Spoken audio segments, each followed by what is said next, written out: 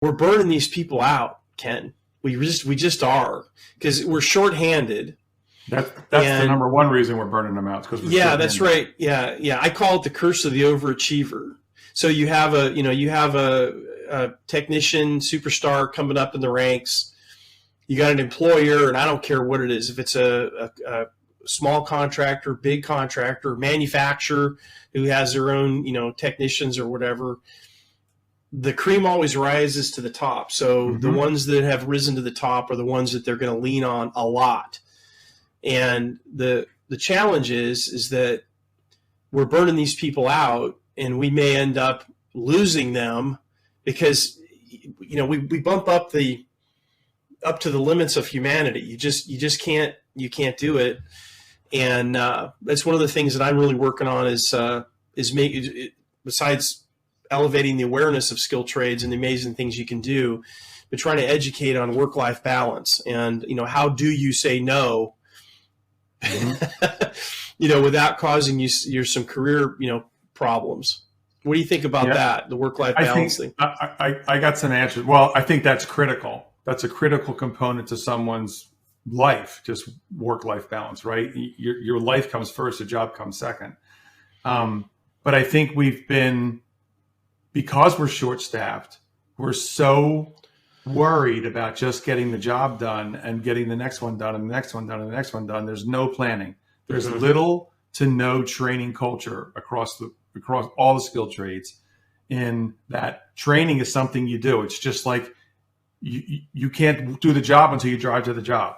If you don't have a car or truck, you don't get to the job. Training has to be the same way. It's got to be a step in the process, and it has to be a culture in any company to be successful. It's an ongoing thing. I don't care if you're that top gun or you're the person walking in the door. There's always room for training. And I think the industry as a whole, all of the skilled trades, we have this misconception. Training takes too long. It doesn't take too long. You could have somebody train 5 to 10 minutes a day. We call it micro learning, and learn smaller pieces of information over a month. And by the end of the month, they got that one done. And then the next month, they take the next task on, and the next task, and the next task. And if you couple that with the manufacturer's training, when the manufacturer comes in to present, and I'm talking about manufacturer's training, not the misled sales training that some manufacturers do. That's the one I have zero patience for. If you couple that with that manufacturer's training, exponentially, we have data to prove it, that the learning curve is significantly higher, because when that person comes in to deliver the content from the manufacturer, these people sitting in the classroom, they've already done this micro learning, and they learned a lot more of the base knowledge they need to understand what this person's going to talk about, right? So that big difference in delivering the education side of it and making sure they understand it, right? Yeah. Coming into, I can remember when I first started the transition from learning plumbing and on the HVAC side, and sitting in a heat pump class and saying to myself, what in the hell is this guy talking about? Refrigerant cycle, this cycle, expansion valve, metering device. What are you talking about? Right. I knew what the components were inside of it. I didn't know how they worked. Right. So being lost in that room, I witnessed what that was like, to feel so. It gives us a sense of insecurity and frustration to the learner, right? Because they don't walk in with the right knowledge. Yeah. Right? And even when I know the HVAC just gets absolutely bat poop crazy when it gets hot, right?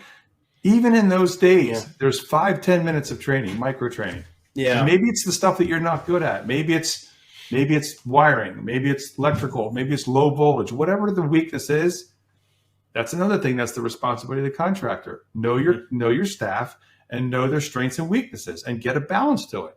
If I know that Ken is not good at electricity, I got to get that person up to speed. I got to assign training to him so that he learns it. Right. And doing the assessments to find out. And we're not educators, right? Contractors aren't educators. Sometimes they're barely business people.